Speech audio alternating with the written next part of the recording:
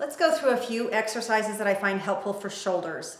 You're going to stand in a little bit of internal rotation so your big toes are together and your heels are apart, just a few inches. Your knees are unlocked and your hips are hinged back just like an inch, very slightly. So when you don't have shoulder range of motion, it'll become really apparent and you will find yourself compensating in certain ways. So I want you to watch for the following compensations. Watch for a bend in your wrists. You want straight wrists, okay? Your shoulder or your elbows are going to be wide and your shoulders are going to stay pulled down. You may find your shoulders creeping up, your wrists doing all crazy things, and your elbows also trying to get the motion that we want out of your shoulders. We don't want it out of your wrists or your elbows or your shoulders. We want it out of you want it out of your shoulders. So you may find it helpful to do this in front of a mirror because you may not be able to feel the compensations that you're doing. So you're going to attach your thumbs to just below your hip bones, and you're going to trace up the sides of your body, keeping your wrists straight, your elbows wide and even, and your shoulders pulled down. When you get just below your armpit, you're going to rotate, keeping your elbows up, rotate across the front of the shoulder, come up, bring your fingertips together, and bring your fingertips up to about your forehead height.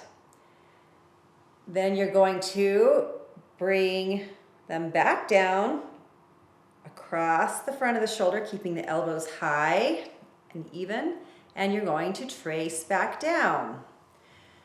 So this time we're going to coordinate breathing with it. So you're going to inhale, a very slow inhale into the back of your ribs, expanding your rib cage. Again, you're watching for straight wrists, wide, even elbows, and your shoulders pulled down. Trace across the front of the shoulder. Inhale.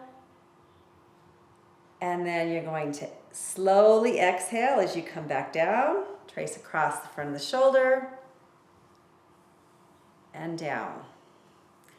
And then one more time, inhale. Making sure your knees are staying unlocked. Cross the shoulder, elbows wide, wrists straight. Press your fingers together. Spend a second here, engage your lats. Knees are unlocked. Breathing into the back of the rib cage. Come back down. Keeping the back of the neck long. And then shake that out. Okay, now we're going to go to the floor. And while you're there, you can do this on a bed, on the floor, whatever is comfortable. You want to focus on keeping the back of your neck long and keeping your shoulders down and relaxed. So I'm going to come to the floor. And the back of the neck is long. You're just looking down at the floor. Your toes are together. Your heels are apart still.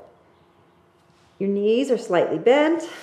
Okay, you're going to bring your hands together behind your back. You may find yourself trying to compensate with your rib cage. You're just resting it on the floor. So you're going to bring your hands out together, rotate them so your thumbs are forward. Elbows are slightly unlocked. Bring them together. Then you're going to bring them wide. Rotate so your palms are up.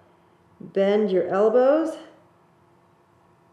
You want some space between your back and your hands, but watch for your compensations to get it. A couple more times. This movement is slow and you're listening. You're paying attention to where you feel this. Do you feel it in your shoulders? You may feel it in your rib cage.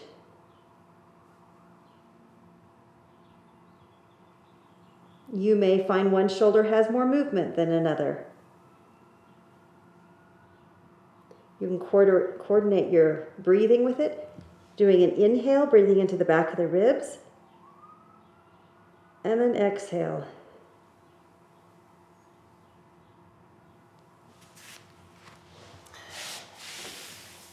Those two exercises get full range of motion in your shoulders, which improves the health of the shoulder, bathes it in fluid.